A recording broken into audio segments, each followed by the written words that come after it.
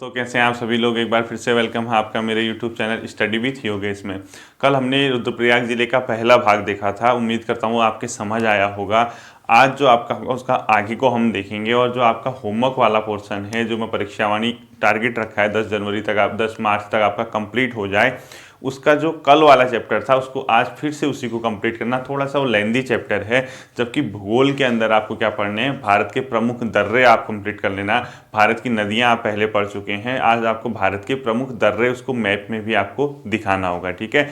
और आप लोग एक काम करना, थोड़ी सी रफ्तार बढ़ा देना अपने, अगर क्योंकि मई में एग्जाम होता है 20-25 मई के बाद, तो आप लोगों के थोड़ा सा क्या होगा, टाइम जो 70-75 डेज बचे हैं इसको बेहतरीन तरीके से आपको यूटिलाइज करना होगा।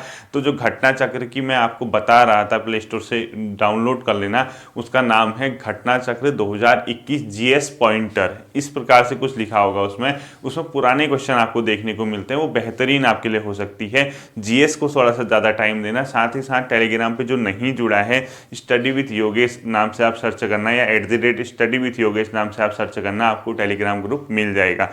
वहाँ पे मैं आपको टेलीग्राम में जो घटना चक्र के मेन चैप्टर हैं जहाँ से क्वेश्चन पूछे जाते हैं उनकी पिक क्लिक करके पीडीएफ फॉर्म पे सेंड कर दूंगा, ठीक है। तो आज हम अगले सेशन की शुरुआत करते हैं। रुद्रप्रयाग जिले का जो दूसरा भाग है, आप जल्दी से मैप दिखा दीजिए और हेडिंग डाल दीजिए केदारनाथ। थोड़ा सा लेंदी सेक्शन हो सकता है, इसीलिए आज थोड़ा जल्दी मैं आपको इसको पढ़ाऊंगा, ठीक है। केदारनाथ, ये थोड़े जिले जो हैं चमोली और रुद्रप्रयाग थोड़ा लंबा रहता है क्योंकि इसमें धार्मिक स्थल की बहुत सी चीज़ें हैं, ठीक है। यहाँ आपको केदारनाथ दिखाना है, यहाँ गौरीकुंड, यहाँ सोनप्रयाग, यहाँ त्रिजुगी नारायण, यहाँ मदमहेश्वर, यहाँ कालीमठ, यहाँ गुप्तकाशी, यहाँ उखीमठ, यहाँ तुंगनाथ, यहाँ अगस्त्यमुनि, यहाँ रुद्रप्रयाग। और किसके साथ सीमा बनाता है आप अच्छे से जानते हैं। आज हमने इन्हीं स्थलों के बारे में पढ़ना है। पहला हेडिंग आपको डालना है केदारनाथ, ठीक है। इधर गौरीकुंड, सोनप्रयाग, त्रिजुगी नारायण, गुप्तकाशी, कालीमठ, उखीमठ, तुंगनाथ और मदमहेश्वर नाथ। कल जो मैंने आपको मैप दिखाया था, कुछ लोगों को कन्फ्यूजन हो गया था, वो कह रहे थे सर कालीमठ अलग रूट पे पड़ता है। वास्तव में अलग रूट पे पड़ता है, मैप में आपको ऐसा दिख रहा होगा। जब यहाँ से हम लोग चले थे, ये गुप्तकाशी की ओर अलग जाता है और कालीमठ हल्का सा इस वाले पोर्शन पे था वो, ठीक है। वो मैप में आपको साथ दिख रहा था, है अलग ही वो। तो ये पोर्शन आप जल्दी से दिखा लीजिए और आपको हेडिंग डालना है क्या, केदारनाथ। केदारनाथ के बारे में आप जब लिखना शुरू करोगे, पहला पॉइंट लिखना है इसकी हाइट लगभग ही कितना है। तब देखिए एग्जैक्ट हाइट तो अलग अलग दी है, तो 3590 मीटर के हाइट पे लगभग ये है। कहीं पे आपको 3593 दिखेगा, कहीं आपको 3584 दिखेगा, तो लगभग 3500, लगभग कितना होगा, 3584 मीटर की ऊंचाई, ठीक है, मीटर की ऊंचाई पर स्थित है।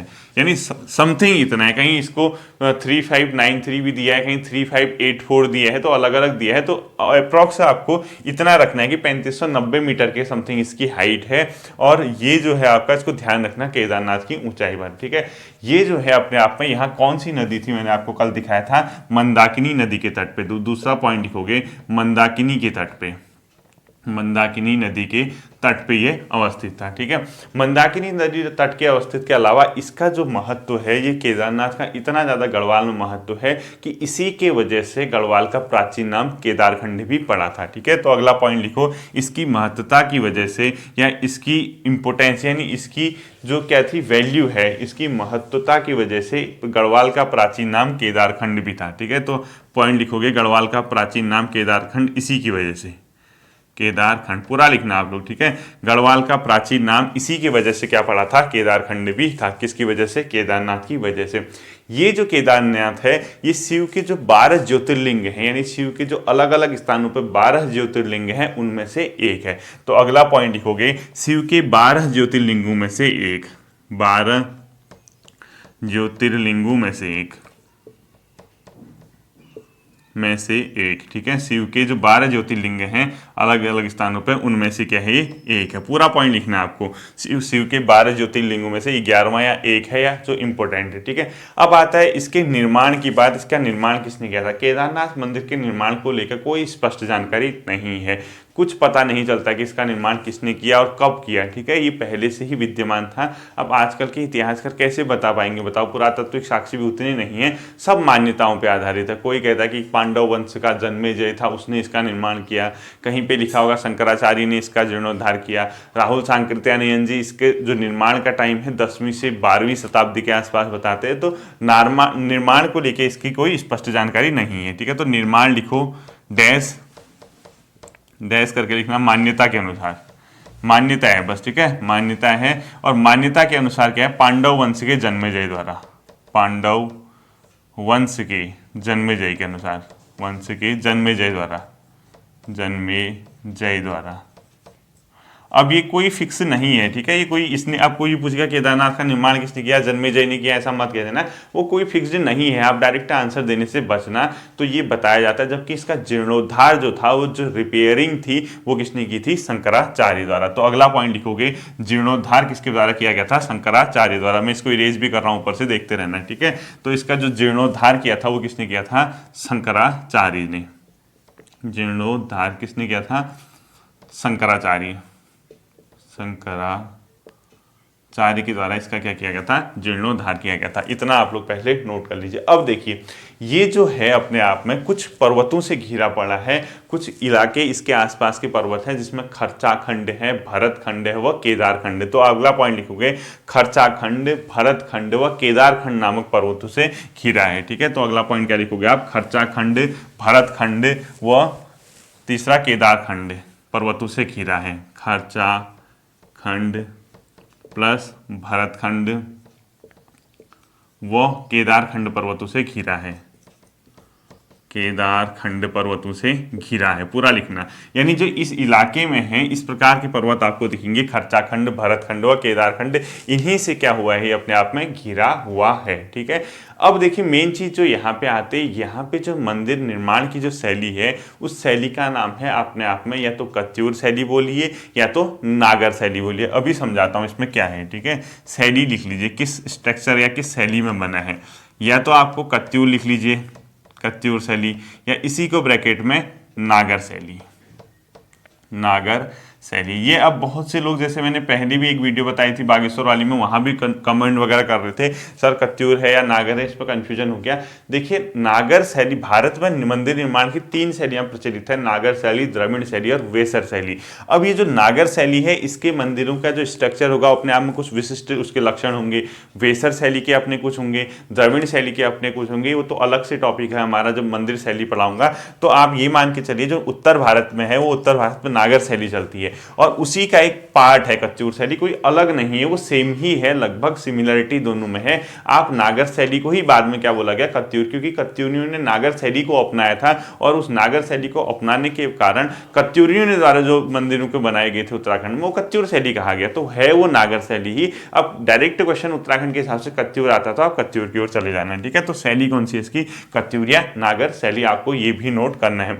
अब देखिए, यहाँ पे जो मंदिर होगा, इनमें क्या विशेषता होगी, ऊपर एक छत्र युक्त होगा, गोला टाइप का आप लोगों को दिखेगा मंदिर के टॉप में, यानी छत्र प्रसाद युक्त मंदिर होता है। वहां पे एक गर्भगृह होता है, गर्भगृह कहाँ पे होता है, जिसको यहाँ पे मूर्ति रखी जाती है। यानी ये क्वेश्चन जीएस के अंदर पूछा जाता है कि वह स्थान क्या कहलाता है जहां मंदिर में मूर्ति रखी जाती है, उसको बोला जाता है गर्भगृह। और उसके टॉप में जो होता है, जो शिखर है, वो छत्रयुक्त है, मतलब एक गोला टाइप का दिखेगा, आप छतरी टाइप की, ठीक है। तो छत्रयुक्त मंदिर है।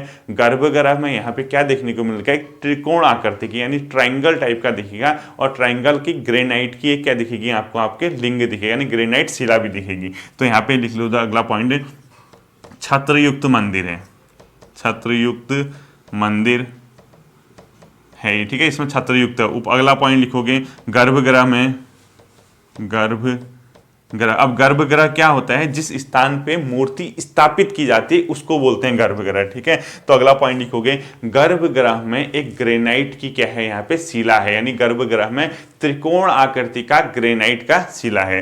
गर्भगृह में त्रिकोण आकृति, यानी ट्राइंगल टाइप का है, त्रिकोण आकृति की शिला है, आकृति की शिला यहाँ पे आपको क्या होगी, देखने को मिलेगी, त्रिकोण आकृति की। गर्भगृह भी पूछता है क्या होता है करके, गर्भगृह याद रखना, वह स्थान जहाँ पे मंदिर में मूर्ति को स्थापित किया जाता है, उस स्थान को बोला जाता है गर्भगृह। और ट्राइंगल है, यहाँ पे त्रिकोण आकृति की क्या है, यहाँ पे शिला रखी गई है। साथ ही साथ अगर आप इस मंदिर में देखोगे, दीवारों में अच्छी खासी चित्रकारी की गई है। साथ ही उसके बाहर जो है सभागृह है, सभागृह जहाँ पे लोग मंडप वंडप करने के लिए बैठते हैं, यानी जहाँ पे बैठा जाता है, भजन कीर्तन वगैरह आप लोगों ने देखा होगा, उस स्थान को बोलते हैं सभागृह। गर्भगृह, और साथ ही साथ इस मंदिर में भी प्रदक्षिणा पथ भी देखने को आप मिलेगा। और प्रदक्षिणा पथ किसको कहते हैं? वह स्थान जहाँ जैसे मूर्ति होती है, आप चारों ओर घूमते हैं ना किसी मंदिर की, उस स्थान को जैसे बाउंड्री टाइप की बनाई होती है उसके अंदर घूमते हैं आप, उसी स्थान को बोलते हैं प्रदक्षिणा पथ। ये जीएस के क्वेश्चन है। 3 चीजें याद रखना। एक, गर्भगृह किसको कहते हैं? मंदिर निर्माण में, यानी जहां पे मंदिर मूर्ति स्थापित होती है। और प्रदक्षिणा पथ क्या कहते हैं? प्रदक्षिणा पथ ये वो वाला इलाका होता है जहाँ पे मंदिर के चारों, जहाँ पे मूर्ति होती है उसके चारों ओर जो राउंड लगाते हैं हम लोग, बाहर से घूमते हैं ना हाथ जोड़ के, उसी को प्रदक्षिणा पथ बोलते हैं। ठीक है, ये 2 पॉइंट याद रखना। तो देखिए ये वाला था, छत्रयुक्त था, और गर्भगृह में त्रिकोण आकृति की क्या रखी गई है? मूर्ति यानी शिला रखी गई है। दीवारों में अच्छी खासी यहाँ पे क्या की गई है? चित्रकारी की गई। और इसी मंदिर के बाहर इनके रक्षक देवता भी आप लोगों को दिखेगा, भैरवनाथ। ठीक है, उतना हमने देखना नहीं है इस मंदिर के बाहर, इतना आप लोगों ने नोट कर लिया होगा। ठीक है, मंदिर के बाहर आपको भैरवनाथ भी दिखेंगे जो कि मंदिर के रक्षक देवता माने जाते हैं। अब देखिए यहाँ पे जो इसके अलग पॉइंट आते हैं, ये जो केदारनाथ की यहाँ पे मूर्ति रखी है वो 6 फीट ऊंचे चबूतरे पे इसको बनाया गया है, यानी जो मंदिर है 6 फीट ऊंचे चबूतरे पे आपको देखने को मिलेगा। और जो गर्भगृह है उसके चारों ओर प्रदक्षिणा पथ होगा ही होगा। अब बात आती है आखिर इसके पुजारी कौन होते हैं केदारनाथ में? जो पुजारी होते हैं वो साउथ के पंडित होते हैं, यानी ब्राह्मण जो होते हैं वो साउथ इंडिया के होते हैं। वो आपको यहीं या तो रावल लिखा दिखेगा या कोई जंगम ब्राह्मण लिखे दिखेंगे। ठीक है, तो इसके पुजारी भी पूछ देते हैं, तो पुजारी लिख दो इसके कौन होंगे? पुजारी यानी दक्षिण के, यानी दक्षिण मतलब साउथ इंडिया के, मैसूर वगैरह के। ठीक है, दक्षिण भारत के रावल ब्राह्मण, रावल ब्राह्मण, या ठीक है ये वही दिखते हैं आपको, रावल ब्राह्मण इसको बोलते हैं, या इसको जंगम ब्राह्मण भी बोलते हैं। ठीक है, रावल होते हैं इसके, या जंगम ब्राह्मण लिख लीजिए ब्रैकेट में, जंगम ब्राह्मण।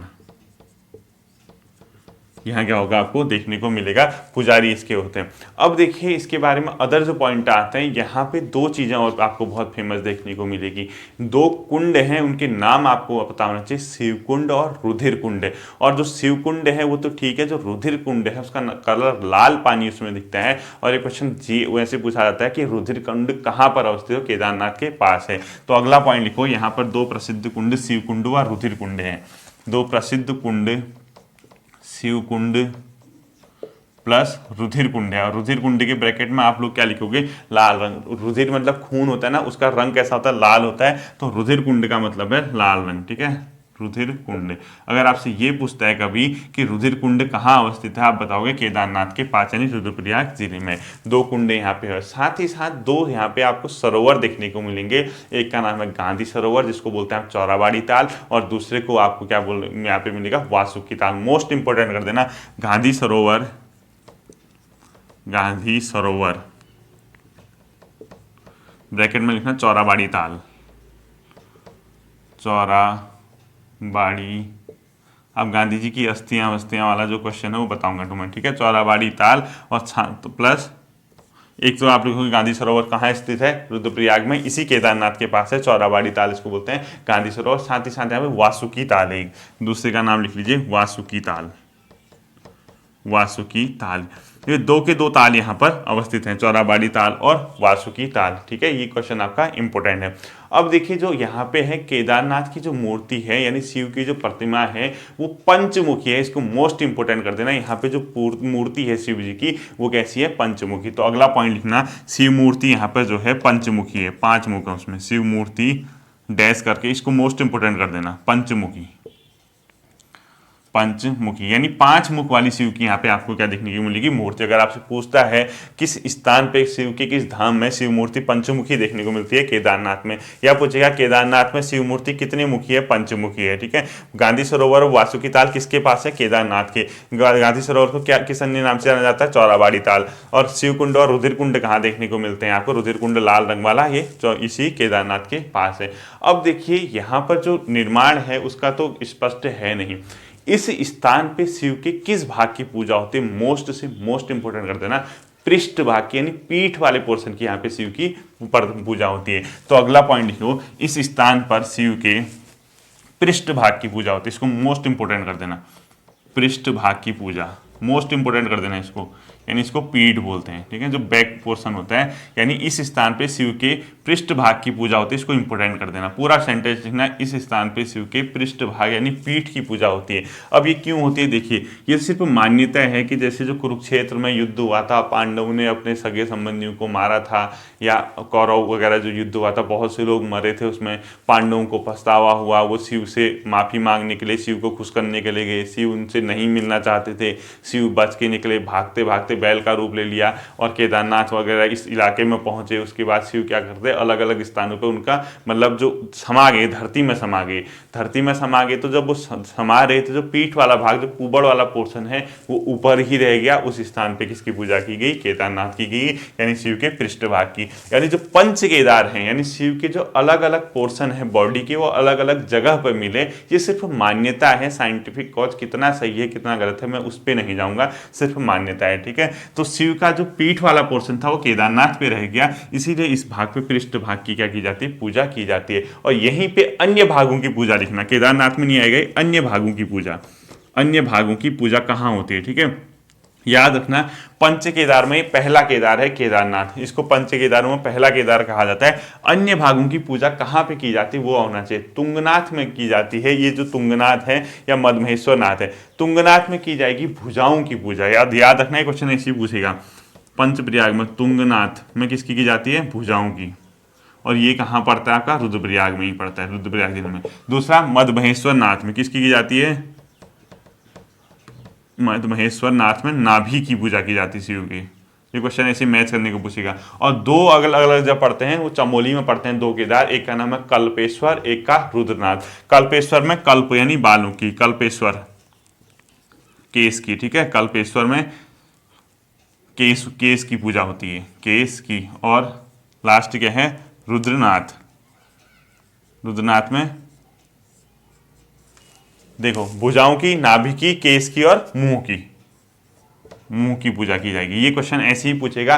याद रखना, पंच केदार हैं, केदारनाथ को पहला केदार कहते हैं, और जो इसमें पूजा होती है पृष्ठ भाग की यानी पीठ की होती है। जो अन्य चार केदार हैं उनका नाम है तुंगनाथ, मदमहेश्वरनाथ, कल्पेश्वरनाथ, रुद्रनाथ। इनमें शिव के अलग अलग भागों की पूजा होती है। भुजाओं की होती है तुंगनाथ में, नाभि की होती है मदमहेश्वरनाथ में, केस की होती है कल्पेश्वर में, मुंह की होती है रुद्रनाथ। मोस्ट इंपोर्टेंट कर देना इस पोर्शन को, इतने पोर्शन को मोस्ट से मोस्ट इंपोर्टेंट कर देना, ये क्वेश्चन आपका पूछा जाएगा, ठीक है। ध्यान रखना, कल पृष्ठ भाग की कहाँ होती है, केदारनाथ में, भुजाओं की तुंगनाथ में होती है, मदमहेश्वर नाथ में नाभि की होती है, कल्पेश्वर नाथ में केस की होती है, और रुद्रनाथ में किसकी होती है, मुंह की पूजा होती है, ठीक है। और मान्यता यह है कि जो केदारनाथ की यात्रा करता है तभी वो बद्रीनाथ की यात्रा पे जाएगा। ये भी इसके बारे में मान्यता है कि आप पहले केदारनाथ की यात्रा करोगे फिर जाके बद्रीनाथ की यात्रा करोगे, नहीं तो बद्रीनाथ की यात्रा अधूरी मानी जाती है, ठीक है। अब आता है केदारनाथ की शीतकालीन पूजा कहाँ पे होती है। देखिए ये इलाका जो है बर्फीला इलाका है, यहाँ बहुत ज्यादा क्या पड़ी रहती है, बर्फ पड़ी रहती है शीतकाल में, तो यहाँ पे पूजा करना संभव नहीं है। तो शिव की जो पूजा है वो इस स्थान से उठा के कहाँ कर ली जाती है, दूसरी जगह। उस स्थान का नाम है ऊखीमठ, यानी केदारनाथ की शीतकालीन पूजा पूछेगा तो ऊखीमठ कर देना। केदारनाथ की शीतकालीन यानी ठंडियों के टाइम पे, यानी जो बर्फ वगैरह होता है, ठीक है। शीतकालीन पूजा स्थल पूछता है आपसे तो कहाँ बताओगे आप लोग, ऊखीमठ में, मोस्ट इंपोर्टेंट, ऊखीमठ में। तो जैसे जैसे ठंडा आता है तो इसके कपाट जो होते हैं वो बंद हो जाते हैं। यानी शिव के कपाट कब बंद होते हैं, लगभग दीपावली के आसपास, जो भैया दूज वगैरह आपने सुना होगा उसके आसपास इसके कपाट बंद हो जाते हैं। और बाद में जाके जब बैसाखी वगैरह होती है उसके बाद इसके कपाट खुलते हैं, जो कि अक्षय तृतीया के आसपास इसको घोषित किया जाता है कि इस टाइम पे इसके कपाट खुलेंगे। तो कपाट बंद लिख लीजिए, शीतकाल में कपाट बंद हो जाएंगे। कहाँ कब होंगे, दीपावली के बाद लिखना है, ठीक है। क्या लिखोगे, दीपावली के बाद, दिवाली के बाद, दीपावली के बाद, यानी दीपावली के बाद किस समय के आसपास ये बंद होंगे, यानी भैया दूज, भैया दूज।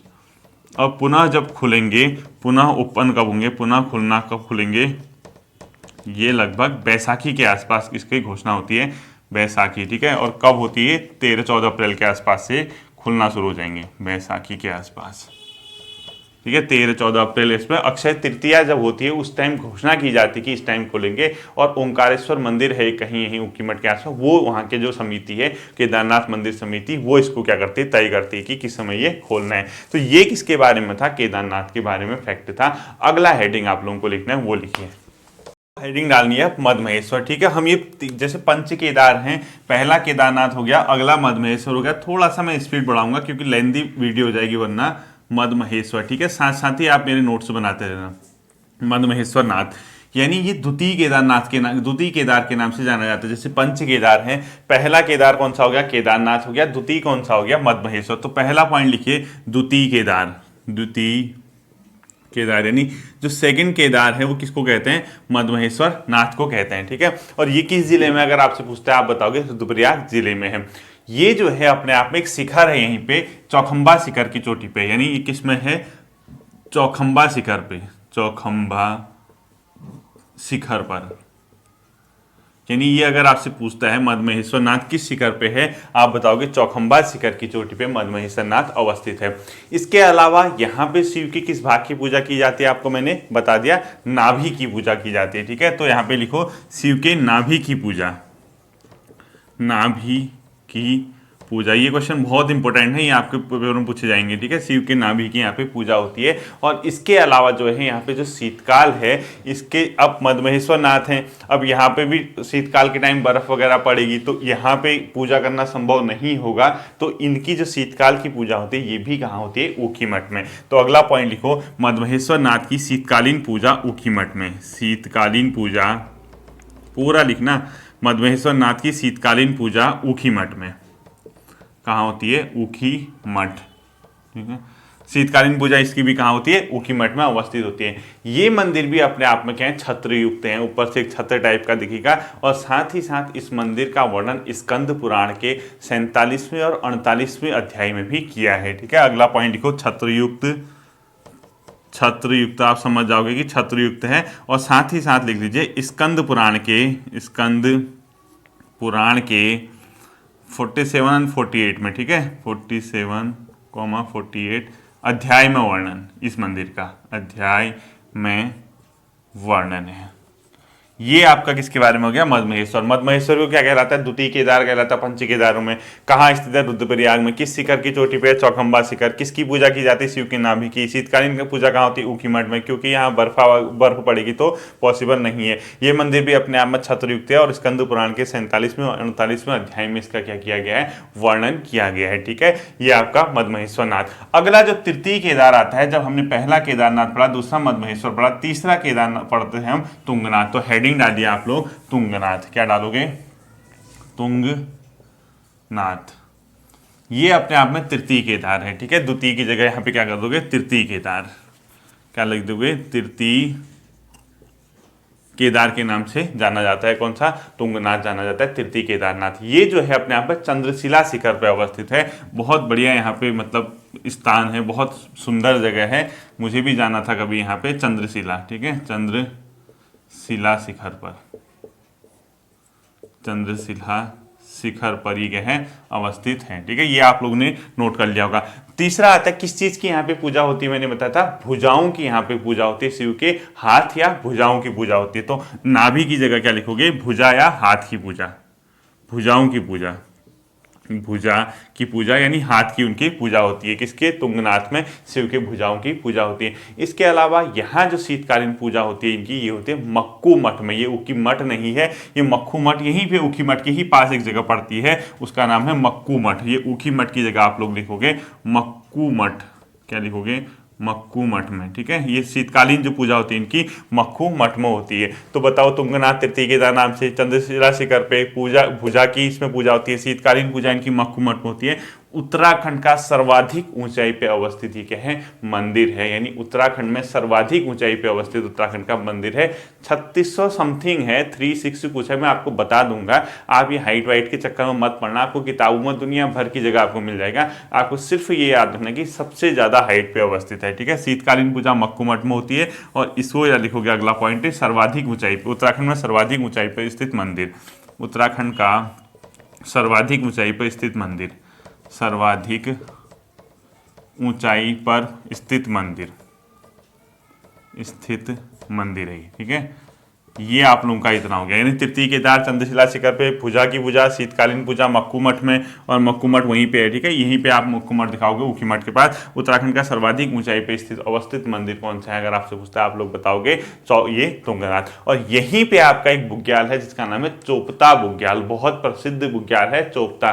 कल किसी ने कॉमेंट वगैरह किया था सर चोपता तुंगनाथ के पास पड़ता है, वो चोपटा था। इस दो तीन चीजें आपको दिखेंगी, वो एक स्थान था यहाँ पे रुद्रप्रयाग में चोपटा नाम से। ये चोपता बुग्याल अलग है, ठीक है। यहाँ पर आप लोग चोपता बुग्याल भी दिखा देना इस वाले पोर्शन पे। क्या लिखा दोगे, चोपता बुग्याल। वो बुग्याल नहीं था जो मैंने कल लिखा था, वो एक स्थान है। मुझे पता था आप लोगों को कंफ्यूज हो जाओगे इसमें। चोपता बुग्याल है, ठीक है। तो यहाँ पे लिखो अगला पॉइंट, यहीं पर चोपता बुग्याल है, यहीं पर चोपता बुग्याल। ये बहुत फेमस बुग्याल है चोपता बुग्याल। कहाँ स्थित है पूछते हैं, तुंगनाथ के ही पास है, ठीक है। तो ये आपकी क्या हो गया, तुंगनाथ के बारे में हो गया। अगला जो आता है आपका आता है ऊखी मठ। अगला क्या लिखोगे, इसी के पास ऊखी मठ लिखना है आपको, ठीक है। ये मैं इरेज करता हूँ, नोट कर लीजिए, स्क्रीनशॉट लेना है, जो करना है कर लीजिए। देखिए अगला मैं लिखूंगा क्या, ऊखी मठ। अगला हेडिंग आप लोग लिख लीजिए ऊखी मठ। देखिए ऊखी मठ के बारे में जो आपके फैक्ट आते हैं, केदारनाथ जो है उस मंदिर समिति, यानी हर मंदिर को चलाने के लिए कमेटी होती है, जैसे बद्रीनाथ मंदिर समिति, केदारनाथ मंदिर समिति। तो केदारनाथ मंदिर समिति का मुख्यालय है, यानी हेडक्वार्टर उनका। क्या लिखोगे, केदारनाथ मंदिर समिति का मुख्यालय, केदारनाथ मंदिर समिति का मुख्यालय, समिति का मुख्यालय ही, यानी केदारनाथ मंदिर समिति का मुख्यालय कौन सी जगह है पूछता है तो आप बता देना ऊखी मठ में। यहाँ पर जो है रावल पुजारियों का निवास भी है, जो केदारनाथ वगैरह बद्रीनाथ वगैरह इन इलाकों में जो पुजारी हैं जो साउथ से आए हैं, रावल पुजारियों का निवास है। साथ ही साथ केदारनाथ और मदमहेश्वर नाथ की शीतकालीन पूजा भी होती है। तो अगला क्या लिखोगे, रावल पुजारियों का निवास, रावल पुजारियों का निवास लिख लो। अगला पॉइंट लिखो, केदारनाथ व मदमहेश्वर नाथ की शीतकालीन पूजा, केदारनाथ प्लस मदमहेश्वर नाथ की शीतकालीन पूजा, शरद पूजा या शीतकालीन पूजा यहीं पे होती है, ठीक है। दोनों की ये बहुत फेमस है ऊखी मठ में, केदारनाथ व मदमहेश्वर नाथ की शीतकालीन पूजा इसी स्तर पे होती है। यहाँ पर एक बहुत प्रसिद्ध मंदिर है, उसका नाम है ओंकारेश्वर शिव मंदिर, और बताया जाता है उसकी प्रतिमा जो स्थापित की थी वो शंकराचार्य द्वारा की गई थी। यहाँ पर प्रसिद्ध, अगला पॉइंट लिखोगे, यहाँ पर प्रसिद्ध ओंकारेश्वर मंदिर है, ओंकारेश्वर मंदिर लिखो, ओंकारेश्वर मंदिर। यहाँ पर प्रसिद्ध ओंकारेश्वर मंदिर है, पूरा लिखना है आपको। यहाँ पर प्रसिद्ध ओंकारेश्वर मंदिर है, और इस ओंकारेश्वर मंदिर की जो प्रतिमा स्थापित की गई थी वो किसके द्वारा की गई थी, शंकराचार्य द्वारा। यानी इसको जो प्रतिष्ठा स्थापित की गई थी शंकराचार्य द्वारा, लिख दो शंकराचार्य द्वारा। इसकी क्या की थी, प्रतिष्ठा या प्रतिमा स्थापित की गई थी ओंकारेश्वर मंदिर की, जो ऊखी मठ पे है। यानी इसका निर्माण कहो या इसकी जो प्रतिष्ठा कहो किसके द्वारा की गई थी, शंकराचार्य द्वारा। प्रतिष्ठा स्थापित करना शंकराचार्य द्वारा, ठीक है। ये किसका हो गया, ऊखी मठ का। अगला जो आता है आपका, ऊखी मठ हो गया, केदारनाथ हो गया, मदमहेश्वर हो गया, तुंगनाथ हो गया। इसके बाद आता है आपका सोनप्रयाग, और सोनप्रयाग के बारे में आप जानते हैं मंदाकिनी और किसके तट पे बताया था मैंने कहा आपको, वासुकी गंगा, ठीक है। तो सोनप्रयाग लिख लीजिए अगला, मंदाकिनी व वासुकी के तट पे, ठीक। तो अगला क्या लिखोगे, सोनप्रयाग। सोनप्रयाग किसके तट पे है, मंदाकिनी और वासुकी गंगा। कल मैं आपको बता चुका हूँ, पूरा लिखना, सोनप्रयाग मंदाकिनी व वासुकी के तट पे, वासुकी गंगा के तट पे, ये आपको लिखना है। और अगला जो आएगा आपका वो आएगा गुप्तकाशी। इधर है गुप्तकाशी, गुप्तकाशी। इस गुप्तकाशी का जो महत्व है वो किसके समान है, काशी के समान महत्व। काशी जो है वाराणसी में समान उसका क्या है, महत्व, यानी जो काशी वाराणसी में उसके समान इसका महत्व बताया गया है। और यहाँ पर दो तीन चीजें आपको देखने को मिलेगी। एक तो आपको अर्धनारेश्वर मंदिर दिखेगा, एक मणिकार्णिक कुंड दिखेगा, वो बहुत फेमस है। तो यहाँ पर क्या है, अर्धनारेश्वर मंदिर, अर्धनारेश्वर मंदिर। साथ ही साथ यहाँ पर एक बहुत फेमस कुंड है जिसका नाम है मणिकार्णिक कुंड, मणिकार्णिक कुंड, ये बहुत फेमस है, ठीक है। क्या लिखोगे, मणिकार्णिक कुंड लिख लो, मणि ऐसे लिखना, मणिकार्णिक कुंड।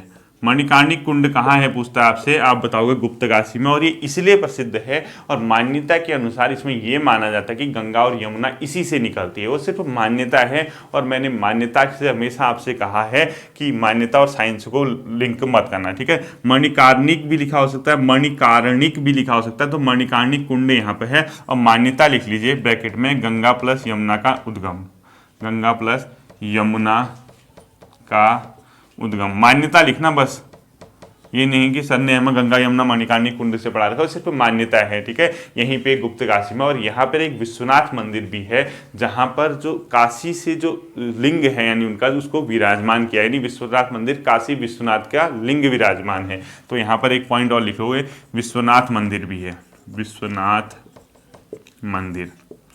और इसके नीचे लिखोगे काशी से, इसके नीचे विश्वनाथ मंदिर आपने यहाँ लिखा है, यहाँ पे विश्वनाथ मंदिर के ही आगे डैश करके लिखोगे काशी विश्वनाथ की लिंग मूर्ति यहाँ पर अवस्थित है। क्या लिखोगे, काशी विश्वनाथ की लिंग मूर्ति अवस्थित है, काशी विश्वनाथ की लिंग मूर्ति यहाँ पर अवस्थित है। इसमें लिखोगे विश्वनाथ मंदिर में, ठीक है। काशी विश्वनाथ की लिंग मूर्ति यहाँ पे अवस्थित है।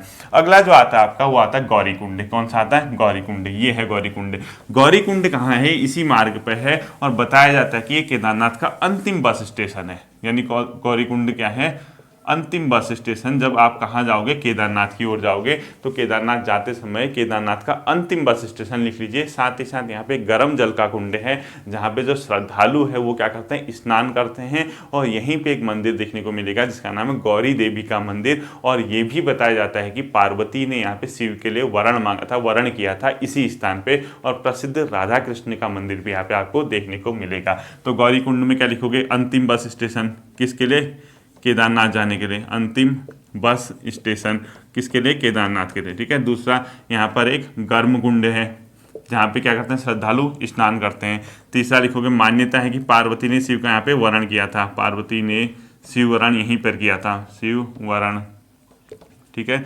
मान्यता है। और यहाँ पर प्रसिद्ध एक क्या है, राधा कृष्ण मंदिर, राधा कृष्ण मंदिर। और ये क्यों जाना जाता है, अपनी वास्तुकला के लिए। किसके लिए जाता है, वास्तुकला, ठीक है। अपनी जो वास्तुकला है, यानी जो इस मंदिर को बनाने के लिए जो वास्तुकला यूज की गई है। और एक गौरी मंदिर में यहाँ पे आपको देखने को मिलेगा। यहाँ पर एक क्या भी है, गौरी मंदिर। ये इंपॉर्टेंट नहीं होते हैं, सिर्फ ये इंपॉर्टेंट होते हैं कि राधा कृष्ण मंदिर कहाँ पर है और अंतिम बस स्टेशन कौन सा होगा, गौरी कुंड होगा, ठीक है। ये आपका क्या था, इस टाइप का। और लास्ट की दो बस्ते हैं आपका, एक हेडिंग डाल दीजिए त्रिजुगी नारायण, ये वाला लिख लीजिए त्रिजुगी नारायण। देखिए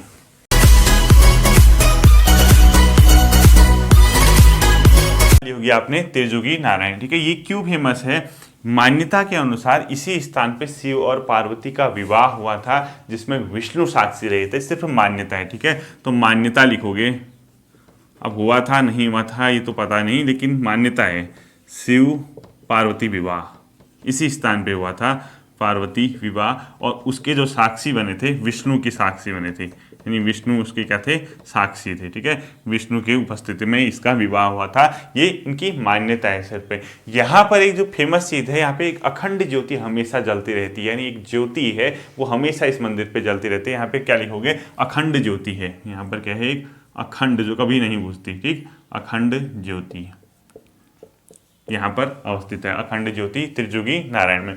अगला जो आता है आपका उसका नाम है अगस्त मुनि, इधर है रुद्रप्रयाग के पास, ठीक है। अगला लिख लीजिए आप अगस्त मुनि। क्या लिखोगे, अगस्त मुनि। अगस्त मुनि किस जिले में है पूछता है, सीधे सीधे आप तो अच्छे बच्चों की तरह, होशियार बच्चों की तरह बता दोगे अगस्त मुनि किस जिले में है, सीधे सीधे बताओगे रुद्रप्रयाग में। क्या लिखोगे, अगस्त मुनि किस जिले में अवस्थित है पूछता है, और आप बता दोगे किसमें, रुद्रप्रयाग में। मंदाकिनी के साथ एक धूलगाड़ नाम की नदी आती है, तो क्या लिखोगे, मंदाकिनी प्लस धूलगाड़ के संगम पे, यहाँ पे संगम होता है, यानी इन दो नदियों का यहाँ पे मिलन होता है। यहाँ पर एक मंदिर है उसका नाम है अगस्तेश्वर महादेव मंदिर। यहाँ पर अगस्तेश्वर महादेव मंदिर है, महादेव मंदिर है इसी स्थान पे, ठीक है। अगस्तेश्वर महादेव मंदिर अगस्त मुनि में। और अंतिम हेडिंग लिखनी है आज की, उसका नाम है काली मठ। क्या लिखोगे, अंतिम हेडिंग काली मठ। इसको मैं इरेज करता हूँ, देख लीजिए आप, नोट कर लीजिए। अंतिम हेडिंग क्या लिखोगे, काली मठ। ये मुझे लगता है व्यक्तिगत तौर पे इस बार का आपका क्वेश्चन हो सकता है।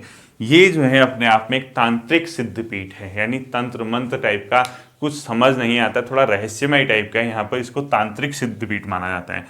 तांत्रिक सिद्धपीठ, तांत्रिक सिद्धपीठ, इसको क्या किया जाता है, माना जाता है। और ये इसीलिए जाना जाता है क्योंकि यहाँ पे एक माँ काली का मंदिर है जिसमें कोई मूर्ति नहीं है, यानी बिना मूर्ति का मंदिर है। तो यहाँ पर लिखो माँ काली के मंदिर में कोई मूर्ति नहीं, माँ काली के मंदिर में कोई मूर्ति नहीं, बस एक कुछ चांदी की वेदिका टाइप की बनी है, ठीक है, कोई मूर्ति नहीं, यानी रजत की कुछ वेदिका टाइप की बनी है इस काली मठ में। तो माँ काली के मंदिर में कोई भी मूर्ति यहाँ पर नहीं आपको देखने को मिलेगी।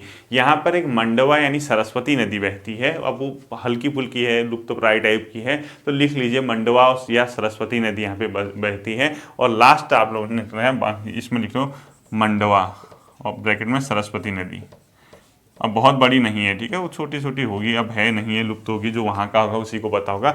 मंडवा या सरस्वती नदी यहाँ पे है। और अंतिम फैक्ट ने रुद्रप्रयाग में एक और चीज़ आपको दिखेगी, बाणासुर गढ़ मंदिर। अगर आपसे पूछता है कभी बाणासुर गढ़ मंदिर किस जिले में है, आप बता देना रुद्रप्रयाग में, ठीक है। तो अगला अंतिम लिख लीजिए आज का, बाणासुर गढ़ मंदिर। बाणासुर ये वाला नहीं है, ठीक है, जो आपने वहाँ पढ़ा था चंपावत में, गढ़ मंदिर, बाणासुर गढ़ मंदिर भी किस जिले में, अगर आपसे पूछता है आप बता देना रुद्रप्रयाग जिले में। ये आप लोगों का क्या हो गया, रुद्रप्रयाग जिले का दूसरा भाग हो गया। थोड़ा सा लेंदी रहा होगा, थोड़ा मंदिरों में कंफ्यूजन है, बस यहाँ इतना याद रखना, शिव के किस भाग की पूजा कहाँ पे होती है और लोकेशन उसको याद रखना, आपका क्वेश्चन वहाँ बन जाना है, ठीक है। फिर मिलते हैं अगले सेशन में, तब तक ध्यान रखिए, थैंक यू।